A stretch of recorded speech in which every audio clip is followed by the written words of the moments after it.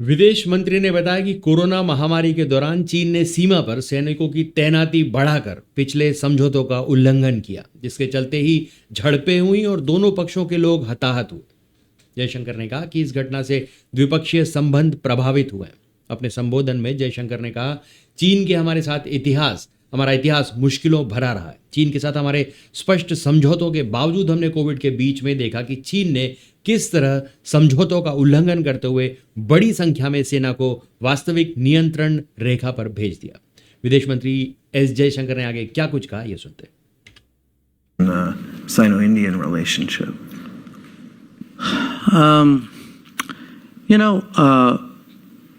We have a difficult history with China. A history which included a conflict in 1962. It took us 14 years thereafter to send back to ambassadors. And it took another 12 years after that really to come to some kind of modus vivendi. And that happened in 1988. And the basis of that was that we would develop a relationship ensuring that there is peace and tranquility on the border and on the border areas, because the border is not agreed to.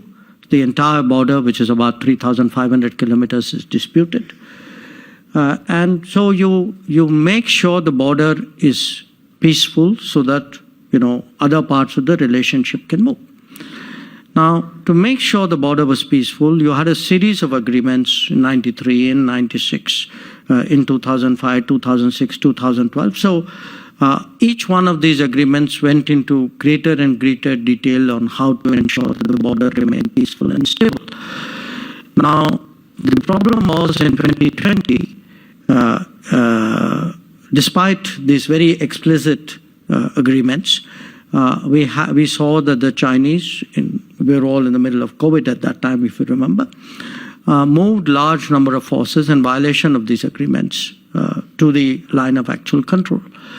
And once troops, and we responded in kind, and once troops were deployed very close up, which is very dangerous, it was likely a mishap would happen, and it did happen.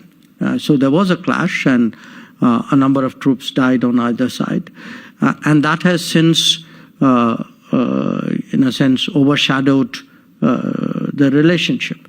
So until we are able to restore peace and tranquility on the border and ensure that the agreements which we have signed up to are adhered, it's obviously difficult to carry on with the rest of the relationship. So what has been the focus for the last 4 years is to, in the first instance, at least disengage the troops, which means that they go back to the camp, to the military bases from which they traditionally operate, because right now both sides have troops who are deployed forward.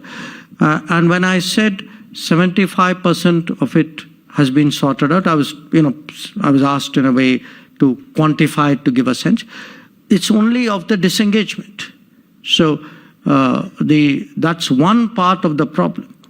And the main issue right now is the patrolling. How do we, both of us, I would say, patrol up to the line of actual control. And right now the patrolling arrangements after 2020 have been disturbed.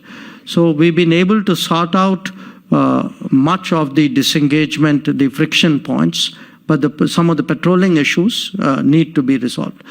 But once we deal with the disengagement, there is the larger issue, which is both of us have brought very large number of troops up to the border. So there is what we call the de-escalation issue. And then there is the next step is really how do you deal with the rest of the relationship, because right now the relationship is very significantly disturbed. That said, there are other issues that we need to look at. I mean, you have two countries who are neighbors, who are unique in the sense that they are the only two countries with over 1 billion people, and who are both rising in the global order. and who often have overlapping peripheries as well, other than the fact that they have a common border. So it's very Brahmaputra. so it's really a very complicated issue. I think in the global, if you look today in global politics, the parallel rises of India and China, I would say, present a very